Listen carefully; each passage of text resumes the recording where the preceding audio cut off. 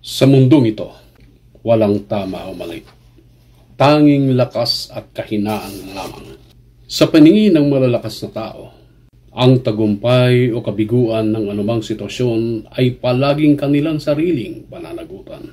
Kung sila ay magtatagumpay, ito ay kumpirmasyon ng kanilang wastong kaalaman at pag-unawa. Ibig sabihin, ang kanilang mga kilos ay nakaayon sa mga natural na batas. Nakamit nila ang pagsasanib ng kaalaman at pagkilos.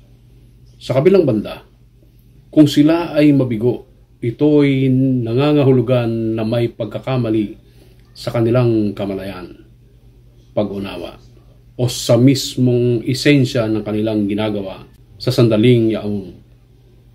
Sa ganitong sitwasyon, palagi silang titingin sa loob ng kanilang sarili upang hanapin kung saan naganap ang paglihis at itatama ito agad o sa susunod nakakaharapin nila ang parehong hamon. Malalaman lang ang ganitong mga kalaman sa librong ito, ang lihim ng kalikasan ng tao.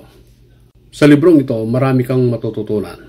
At kung gusto mo magkaroon ng ganitong libro, pindutin mo lamang ang yellow basket dyan sa ibaba ng screen. At para sabay-sabay tayong matuto sa librong ito. The Secret of Human Nature, na naisalin sa wikang Tagalog, ang lihim ng kalikasan ng tao. Maraming pong salamat.